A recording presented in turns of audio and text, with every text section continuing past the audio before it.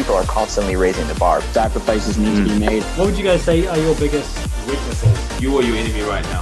The success of life. Just a fucking podcast. Hey guys, welcome to the Student Side Hustle. This week I'm speaking to Justin Lamb. He is a CEO of Mogul Marketing. So that is a social media marketing agency, which is pretty crazy. He is 17 and he's aiming to get his Bachelor of Arts by 19, which is pretty crazy. I'd like to let you explain that. How did you get into this, and how did you start your company, and how did you skip 2.5 years of high school? Right. So, I mean, I guess like if you start from the beginning, like sort of chronologically, for me, skipping, like it was supposed to be 2 years only. So like it was actually like when I was in high school, it was kind of, I felt like I didn't fit in necessarily. And I felt like, I've always excelled in terms of academics, but like for me, just classes were motivating enough. I felt like I could be a little harder. I decided to skip the 2 years, and it ended up now, and I'm in a situation where like I've taken like so many credits, I've taken so many classes to the point where I can actually skip another semester forward. So it's actually 2.5 years. And I mean, in the beginning for me, I was always very like academically focused. And like thinking back, like even a year ago, like I didn't have the marketing agency that I do now. I didn't have like even sort of like, I mean, I had entrepreneurial aspirations, but it's not the same thing as I'm doing now. So that's a little bit like my background of where I got started. And then what made you want to change it from being purely academic? Because that's one of the things I focus a lot on on this podcast is being like an A-grade student and like doing well academically, but also having something on the side, like anything, like a podcast, a company, a YouTube channel, whatever it is. And what made you want to branch out into becoming a CEO and making Mogul X Marketing? It's very interesting for me because like most people, and myself included, we all start off doing something extra kind of to boost your like portfolio or your resume, right? Because like for me personally, I excelled a lot in school. I wanted to get into a good college and all this stuff, but I felt like, adding a little bit more would like make me a little bit more versatile and make me stand out instead of just that A-grade student. Because to be honest, like there are a lot of people who are getting like straight A's, a lot of people doing very well, but there's not many people differentiating themselves at a young age. And for me personally, at first, it was actually jumping into fitness. Like for me, my journey started with fitness, and from there, like watching myself progress in terms of like my physique and my strength and everything else. And first of all, it gave me a lot more self-confidence, and second of all, it kind of introduced me into the world of just not necessarily just entrepreneurship, but just like self-improvement, self-betterment, right? And from there, like through networking on social media, through building out my page, and like through just communicating with other people like who are like-minded at our age, it just kind of opened my eyes up to the whole scene of like, young entrepreneurs like going out there and making a difference. And I felt myself kind of pulled into that because I've always like been sort of business minded since I was a kid, but I never really had a way to execute on that. So for me, it was very interesting how that kind of all manifested. It was quite similar for me, because for me, once I achieved stuff physically and also academically at a similar time, it sort of made me realize like, wow, these things are doable. And that sort of changed my perspective a lot. Do you think that was like one of the key parts of changing your perspective and making you realize, wow, I can do all these things, was the realization that you can do it and that there's no real genuine barriers?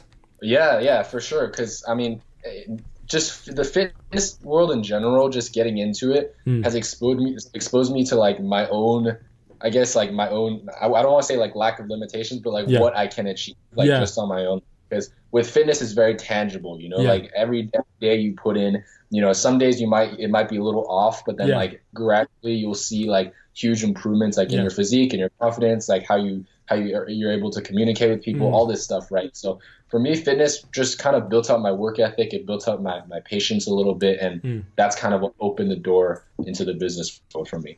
Yeah, I definitely found like it sort of just gave me a huge perspective shift, and it made me know that I could put in those like heavy hours like most days. Do you ever find like what sort of amount of hours a day of working, whether it is studying, whether it is doing your company, or whether it is creating content, how many hours do you find pushes you over the limit of sort of, I guess, sanity? Because I know for me, sometimes I get to the point where it's like 7 days a week, I'm just trying to go as many hours as possible. And I often refrain from giving myself that relaxation time. How do you go about giving yourself that time to relax and figuring out how many hours you can tangibly work? Well, look, for me, it's testing the waters again, because like I've had, and you have to get burned a few times to know this. But for me, like I had a period of time back in like October and November. Yeah. That was back when I was like all the way across the country. I live in California, and that was like in Massachusetts. Yeah. That was actually like a special, it was like a school specifically for like people who are doing what I'm doing, like jumping ahead and going to college. And for me, like I took on way too many classes than I should have. I was taking like 18 credits when the normal credit range should be like 15 to 16. So Yeah. I mean, and the classes were very hard too. I was basically overwhelming myself. At that time, I was trying to get like a supplement brand off the ground as well. Yeah. Just so much stuff. I just got so overwhelmed, and I found myself like including in class time and including like homework and like building my brand and everything else. Like I probably, let's say like I was awake and I didn't get that much sleep either. So I probably got like 5-6 hours of sleep. So that's like 8 hours a day I'm awake, and like 15 or so were like just spent like grinding it out. Like I almost had no time for myself. Yeah. And like it was just exhausting. It was mentally exhausting, physically exhausting. And I found, this is not sustainable long term. I would find myself just like completely just knocking out in the middle of the day, and I couldn't do anything about it. And I thought, this is the way to hustle. Yeah. But, like that's really what like kind of gave me a lesson. Now, like I really don't try to push the limit like that, because it's just not sustainable for the long term. So I think it's for everyone, it's just experimentation. You have to get burned. How do you like find that balance? Because I know for me, that's been sort of one of my major like focuses this year is taking on a significant amount, but doing it reasonably and scaling down the things that I can scale down, and taking that time to just do nothing and just to chill and just not like wake up, work, sleep. Like, how do you find that time, and how do you know how much time to put into relaxation or just hanging out with friends or whatever? And I think there are exceptions to like that sort of rule. Like sometimes you really do have to grind it out, but definitely not for the long term. For me, I find it helpful to kind of set off like at least an hour before I go to bed. To like not just not like use my phone, like just kind of disconnect and like just kick back a little bit and just relax. I think the thing is like you have to realize that at the end of the day we're just teenagers, and I get it. It's very important for us to like go above and beyond and try to achieve as much as we can, but at the same time you also have to give yourself some time to like spend time with family, with friends, and in the long run, in my opinion, that actually benefits you because you're not stuck in this like sort of rat race phase all the time. It kind of gives you clarity, and it kind of lets you think. And oftentimes I find that like during those periods of just like chilling out a little bit, I come up with the best ideas. I definitely find like and this is something that I think is it's said quite often, but I don't think it's actually like listened to quite often, is we always have this stimulus. Like no matter where I go, I was thinking about it today, like, am I addicted to headphones? Because I'm noticing every time I do something, I'm like, okay, quick, get my AirPods, even when I'm like cooking or when I'm just walking somewhere. Like, I find it very hard to have that time where I'm just listening to nothing and I have no external stimulus. It's just me and my thoughts. And that's why I think meditation is quite good for like finding that alone, just solo time. Have you experimented with meditation? Or also, I know you've experimented with fitness and stuff like that, and you're quite keen on fitness. How do those things influence you? Because I know for myself, fitness is a huge influence. I wish I meditated more. I need to get into that more. And it's just when I do have that alone time, I know I get my best ideas when I really force those ideas out. How do you find those things like meditation, fitness, etc. help you? Honestly, like if you're the type of person to like just like do these things for a few days and then be like, oh yeah, I'm done. Like, let's get back to the grind now. Like, it's kind of, it doesn't, you don't give it time to take, for it to like take on maximal effect. Like for personally, like I've come to the realization that with these things, it's more about consistency than anything. Like, I'll be honest, like the past 2 or 3 weeks before this week, I really didn't go to the gym much at all, which greatly hampered my performance in the long run. Yeah. I found my mood kind of down, and I would try to focus and try to hustle it out, but I just could not focus. And it's very, very important that you're able to just stay disciplined. Maybe do that through an accountability partner or something like that. Just make sure you stick to those habits, because in the beginning, probably the first week or 2 weeks are the hardest. Yeah. But after that, you're gonna actually look forward to that time to take to yourself, because at the end of the day, in this world especially, we're so connected to our devices, and we just don't take the time to just pause and process and kind of just zone out a little bit, and be aware. And not to go off on too big of a tangent here, but I just finished up a book called The Shallows, which I really, really recommend you guys read. It basically talks about, how the internet rewires our brains to think a certain way, and this is very evident through things like we've been reading. Yeah. I remember as a kid, I was able to just read long passages and get myself absorbed into a book or into a deep work state. Now we're so interested in just scrolling and scanning, we've been good at that, but at the same time, we've lost our ability to sort of focus or zone out, So I would highly recommend that book. But, I find another book that touched on that quite well. Another book that I found that was really influential in that sort of thought process for me was Deep Work by, I think, Cal Newport. It was really good because the idea was you literally, when you're doing something, you're only doing that. Multitasking is the devil. Don't do multitasking, never do that, and then stuff like that, and basically saying how if you want to do something, just do that. And I think that was quite influential for me, was realizing that I should just focus on one thing. Do you have any tips for focusing on just one thing and doing one thing? For example, with study, because I find for myself and for a lot of people, I'll notice that it'll sort of be okay, I'll be studying for a few minutes and then something will come up, I'll get a notification on my phone or whatever, and then I'll think about something, and then I'll go do something, and I would have had 10 minutes of study, and then I'll just get distracted by something else. How do you go about focusing on it? Yeah, I would say, first of all, turn off that damn phone. For me, when I really want to try to get into that deep work state, I eliminate every single distraction. I do little things, closing my door. I make sure, if it's a loud environment, I have headphones in. It doesn't I don't usually playing super loud music, but I have some music in the background that kind of keeps me on a straight line. I turn that phone off. I make sure my desk is kind of more clear, so I can just focus on my laptop, focus on my piece of paper that I'm studying with, or my textbook. So just consciously and physically eliminating those distractions is a huge key. I think we just underestimate how much our phones pull us away from the task at hand.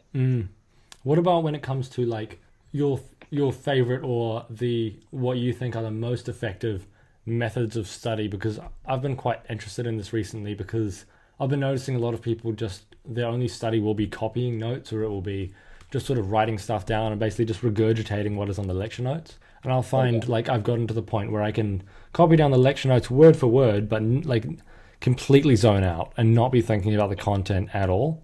What would you say are your most effective methods for studying? I think a very important thing is you should be able to reteach the content to someone, and imagine that person is just a lay person. They know nothing about the topic. So I find that if I'm able to explain the concept top to bottom, completely fluently, without any sort of pausing, any sort of it's kind of it has to just come out of my head and out of my mouth. I shouldn't even be able to pause and think and stuff like that. It should be just flowing out. That's when you really know you've got it down. If you're able to reteach it, provided that you didn't make any tiny mistakes, then that pretty much you have the entire subject kind of packed down. So for me, I'm not a big fan of just recopying the notes, because I know some people it kind of works. For me, it just doesn't. I feel a lot of people say, oh, there's a big connection between writing and being able to remember the content. For me personally, I have to teach it. And again, it goes back to my philosophy of it's different for everyone. There's no one size fits all solution. So you just kind of have to experiment for yourself. But that's what's for me. Yeah, because I find definitely for me, the things that are most effective for me is I've been using a lot of Quizlet, and I'm finding that if I find that is a good base, and then I like generally my theory is like, okay, you listen, you go sit in the lecture, you write active notes. You don't copy the lecture slides. You write notes where you're listening to what's being said. You take the most important things from the slides, put them on notes. Then you go and learn the content through something like cue cards or something like that. And then I think teaching is really like the key to consolidating it all and making sure that you can say it and it's all legible and you have no gaps in the whole system or whatever it is. Yeah. What about when it comes to your like finding your team and finding your people to surround yourself with? Because I saw for your marketing company, you've got a big team, and obviously you've probably selected them in quite a specific way. You got them for their own roles. How do you go about finding people to either join your team in a company or either just people that you can surround yourself with that bring positive influences into your life? Yeah, I think it's very similar. Like hiring a team and like picking who you associate yourself with is very similar. Like and it's completely like it's cool. Like, if you're the type of person to be like, I'm just here to enjoy life. I'm just here to, do all that. Like, I'm young. I'm just here to like experiment and all that stuff. That's fine. Yeah. And you can associate yourself with people who are a little bit more experimental and who don't have as focused of goals, Yeah. But if you're the type of person who knows like you're straight line, just like you want to become successful, then I think it's really important to,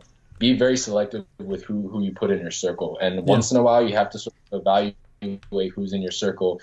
And I'm not to say that this is like some sort of like robotic way of going about things, because I genuinely believe like it should be that way. You should obviously like just want to see good for the people who are closest around you. But in my opinion, I think that the people who are dragging you down, who are constantly negative, or who don't believe in you, who just are generally not a positive influence on your life, you kind of have to respectfully, and I want to put emphasis on this, respectfully remove them from your life, and that doesn't mean you have to, oh, you suck, you're not on my level. Don't act like super pompous about it. I'm just saying, gradually kind of like cut yourself off, because you have to realize at the end of the day, like I said, if you want to get somewhere and someone's holding you down, the only logical way is to cut that ships. I definitely agree, because I feel like for me, it's definitely, as with you, it's not even about like how much money they earn or how productive they are. For me, it's more just about their mindset, because if they have a negative mindset and they focus on negative things and they focus on sadness and things that just bring people down, and they focus on teasing other people or judging other people, then I find all that's going to do is just bring negativity. And I find once I sort of made a hard stance, okay, if that's there, I'm just not going to associate with it. And the people who are actively doing it or actively doing it towards me, just completely cut them out, ignore them, and just learn to literally, the thing that I would say is just, you've got to, in my opinion, you've got to be brutal about cutting people out. Because once you brutally cut people out, in a respectful way, as you said though, like not like saying, oh, fuck you, like I don't need you, but just telling them like, or not even telling them, just letting it drift away and then just letting that work. What would your... I think oftentimes like when you're sort of like quote unquote cutting people off, it doesn't mean like you have to say it verbally, but you communicate it through who you surround yourself with, right? You could just not hang out with those people anymore. Like if they try to hit you up and text you and whatnot, just ignore it, and I think they'll get the message eventually. And like the thing is, I found for me, when I started to do that, a lot of the people that I just started to slowly just not really associate with, is they would either just be confused or be hurt. And I agree to a point with why they're hurt, but the thing that from my point of view is, if you've let them know and you've let them know the problems and they continue to stay negative or bring you down or insult you, especially, because I think when people go out of their way to, like for you, like accelerating at school and making your own company, a lot of people, like there's going to be a lot of tendency to be jealous. And the thing with that is it doesn't come from a place of happiness. It comes from a place of insecurity. And there's a point where you can kind of try and help them, but I think it gets to a point where you cannot fix the issue anymore, and you've just got to kind of walk away.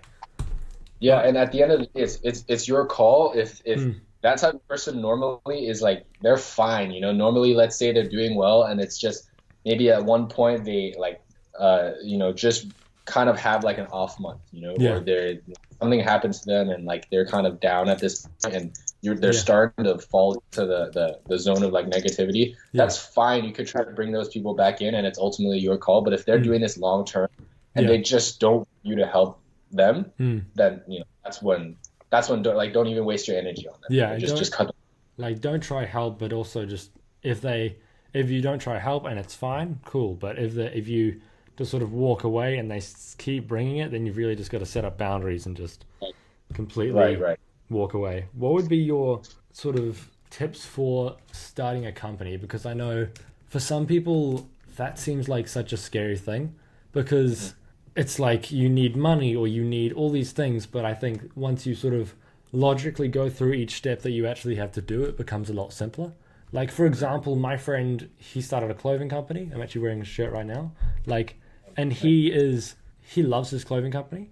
And the thing is, he doesn't have much money. He doesn't come from wealth. He doesn't come from all these things, but he's just sort of bootlegged his way there and bought as many shirts as he can get and then sold them and made like $2 profit at the start. It's like very, very small starting places. What would your advice be and process be of beginning to start a company?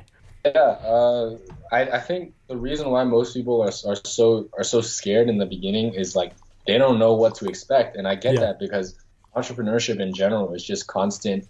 A lot of people have this constant fear of the unknown, and you kind of have to just learn to overcome that, like straight up. Because if you're not able to deal with the small things, especially when you start, that pretty much guarantees that you're not going to be able to scale, your company to like 7 figures and beyond, right? So I think there's a huge misconception that like every company needs like a lot in seed capital or whatever it may be just to start, but there are a lot of ways you can sort of at least get it off the ground. You could do like tests and stuff like that without having to use so much money. And in terms of time, I would say if you're not willing to sacrifice and like just in the beginnings, it's always, and no matter what, it's going to be about grinding it out. Yeah. Later on, put systems in place where you don't have to worry as much and you can start like automating and like delegating. But in the beginning, in most cases, you really just have to have the sort of integrity and foresight to be able to know like, okay, I'll grind now, but like a few months from now, it'll be a little better. And a few years from now, like I'll be able to scale like immensely, right? So I also think there's also a line that you have to draw. And there's a difference between like grinding it out and like only making a little bit of money in the beginning to just something that like in your heart that is not gonna like go as far as you would like it to. And I'm not like, I don't mean this in like a negative way. It's just that I've experienced like this personally, and in my humble opinion, a lot about entrepreneurship is actually about timing. Is your product even ready? Are the consumers ready to even accept it on the market? And for me, like a prime example of that is like my first venture, which was me trying to get a supplement brand off the ground. Great idea, great everything, right? I did not like this kind of project. Definitely needed a lot of capital. With a supplement brand, you need like at least 5 to 10K to at least like get the first batch, even like the prototypes, if you out there. And that's something you can't really like overcome. For me, like I tried to hand make my products. I tried to like hand package my products. It's just not feasible, right? And for me personally, I'm juggling like a college workload too. So that's something that I kind of knew, like, okay, I'll put this on the back burner. I'll come back to it maybe in a year or two, but for now it's just not feasible. So that's where you kind of have to draw the line. If it's just taking too big of a toll and it's not going to go that far if you started now, then you kind of have to make that decision. Yeah, and figure out when it's just not a good idea right now. Because I know for social media marketing, I feel like you could get into that with a relatively low amount of expenses. I can see you could do that with relatively low overhead, but would it mainly be in your industry? Would you say it's mainly about the amount of hours that you put in at the start to get your actual brand and get clients and all that sort of thing and get it off the ground? Yeah. I would say like, especially when you're learning it, when you're learning the skills, when you're learning how to sell, maybe you're learning the technical side of it too, if you're not outsourcing in the beginning. It's still a lot of work. I know a lot of people on social media nowadays makes it seem like it's an overnight success. Entrepreneurship is never an overnight success.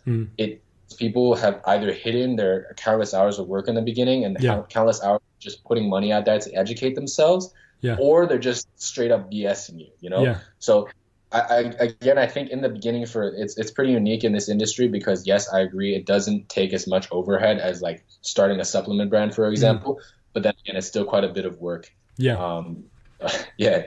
I feel like you definitely can't, since it's such a creative thing and it's one of the business that I would say is probably the most creative because you're marketing for people and you're trying to make their product seem better than the others or whatever. And then that is something that I could see as quite difficult. I've never done it. Where would you go about, where would you recommend to go and learn social media marketing or learn to start a business? Yeah, I think the business side of like the sort of skills that you kind of have to pick up by actually just trying it out, right? But it's kind of unique social media marketing is in that like you can actually like the hard skills you can learn like through a course, through like a mentorship or something like that, something along those lines.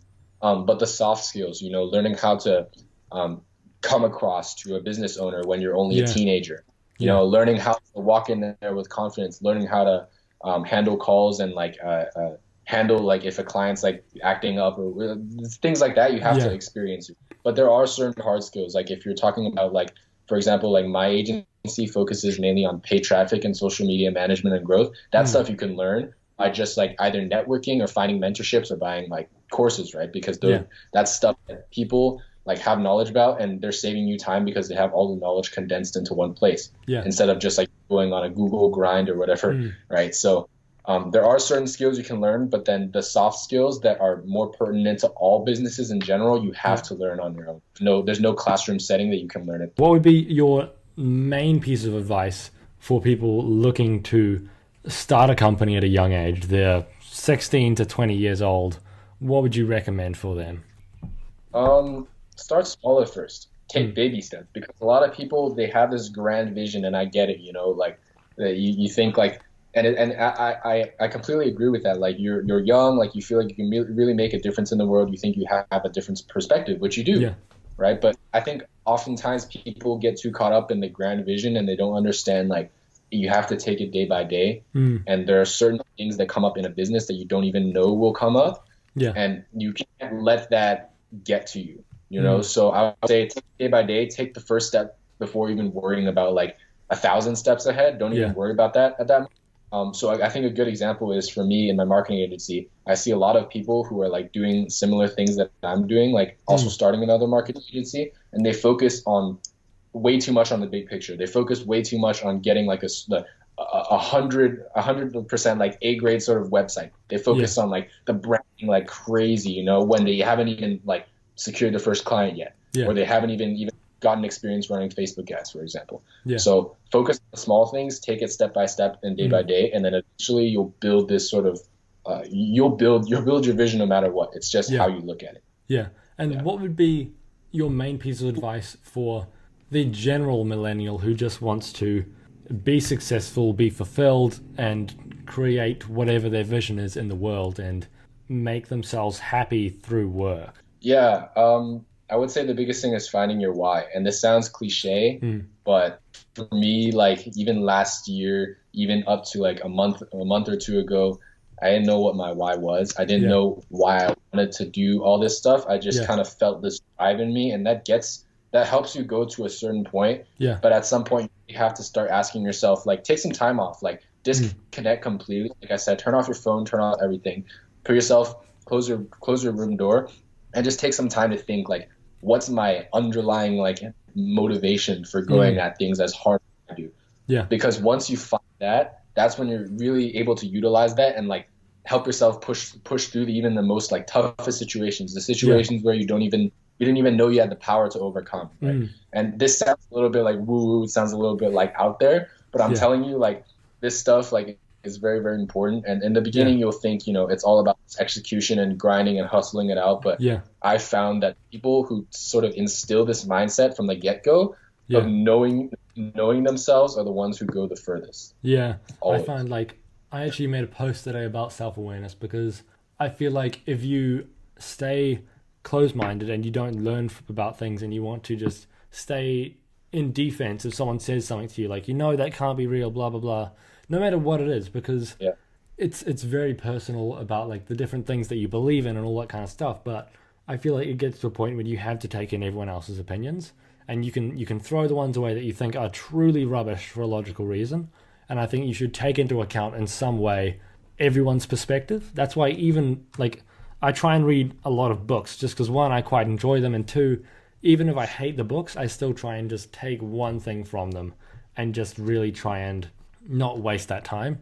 And I tried, like, that's one way that I think the addiction to headphones could be quite good, but also I think you need to make that time for just completely, as you said, shutting everything off and just taking time away. Where can people find you online, and where can people find Mogul Marketing online? Where can people find your social media, all that kind of stuff? My Instagram is Justin Lam, and then official at the end. That's my Instagram handle. And then as for my website, it actually went up a few days ago. So just type into your browser Mogul and then X and then marketing.com, and then you'll be able to find it. I think it looks pretty cool right now. I had my friend kind of like come up with the basic concept for it, and I kind of added like the cool little like effects into it to add that little touch. I think it came together pretty well. Thank you guys so much for listening to this episode of the Student Side Hustle. I would appreciate so much if you would leave a review if you'd like to hear more of what I'm saying. Then I would love if you would follow me on Instagram or check out my other social media, all linked in the show notes. And again, I would just like to say thank you so much for listening. Have a wonderful evening and study hard.